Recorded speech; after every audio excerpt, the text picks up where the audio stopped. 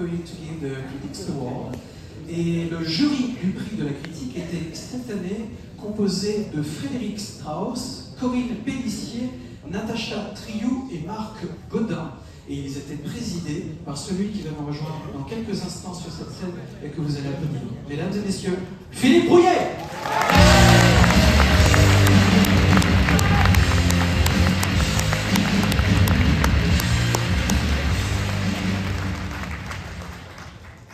Bonsoir à toutes et à tous.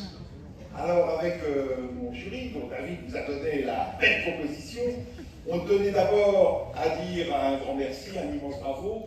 Un bravo et merci déjà à l'association Fantastica et puis à l'agence Hopscotch et ses équipes qui ont réussi, sous la direction d'Antigma et de Rodesper, à trouver les moyens financiers et humains pour donner un nouveau souffle à cette manifestation. Et les premiers signes, c'est le retour du chapiteau en face du Grand Hôtel qui a été apprécié par tous. Et puis demain, une journée supplémentaire de projection pour que tous les festivaliers puissent rattraper toute la compétition et puis quelques autres films hors compétition aussi. Ça, c'est quelque chose d'assez formidable et on va peut-être nous applaudir pour ça.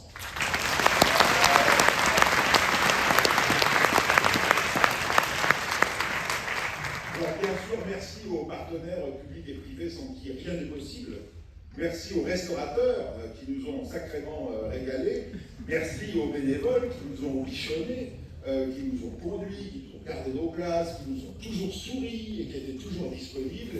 Et puis, merci et bravo au public. Enfin, je veux dire, on en revient toujours là. C'est vous le nerf de la guerre. C'est certainement le festival où il y a le plus chaleureux public. Et voilà, je sais que le film d'ouverture, je n'ai pas voulu le voir en collection de presse à Paris parce que le film de Saint-Denis, c'était mieux de le voir avec vous tous. C'était plus sympa.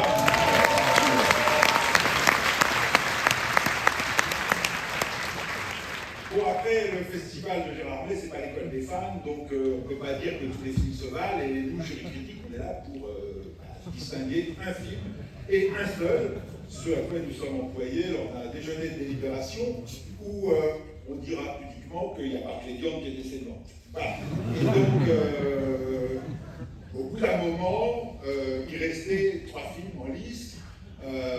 C'était Redux, on ne savait pas à l'époque qu'il y avait le prix du public. C'est un film qui nous avait intéressés, avec sa ouverture totalement ébouriffante, son idée d'aller dénoncer la masculinité toxique en passant par le multivers, c'est astucieux. On a aussi beaucoup aimé le film d'animation John Ward, qui est une sorte d'ovni, parce que c'est un retour à la stop motion à l'heure du numérique pour donner vie à un monde futuriste où se croise à la fois le surréalisme, Topor, et puis le BDSM. Donc il y a une vraie proposition de cinéma qui nous a tous fait vibrer. Et finalement, le film qui a été élu à la majorité, pas à l'unanimité, mais à la majorité de notre jury, c'est un film qui nous a vraiment épaté par sa mise en scène. Alors, dans une programmation, dans une compétition qui était vraiment sous le signe de la famille, cette année, 7 films sur 9, si on compte bien, renvoyés à l'absence, le deuil, les relations parents-enfants, maternité et paternité contrariées. Et ce film aussi fait partie de ce lot. Il y ajoute d'autres thèmes qui sont revenus aussi en force cette année, comme la masculinité toxique, mais avec l'idée de joindre cette histoire à la grande histoire. Mais comme je vous l'ai dit tout à l'heure, c'est avant tout sa mise en scène qui nous a emportés au-delà de son discours, avec cette idée que pendant toute la projection, on se demande si ce qu'on voit existe vraiment, si ce qu'on entend existe vraiment, ce qui, au bout du compte, est une sorte de mise en abîme du fantastique. C'est-à-dire que sommes-nous face à du surnaturel ou est-ce notre raison qui défaille? Voilà. On est sur cette ligne de crête-là.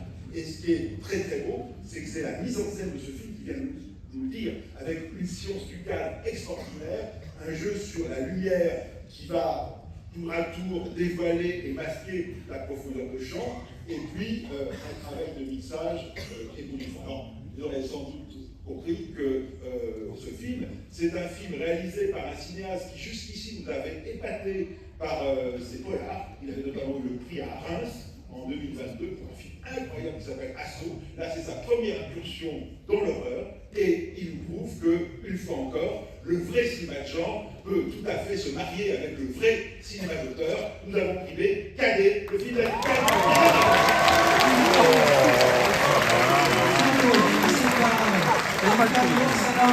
Prix de la critique du Festival de Gérardmer 2026.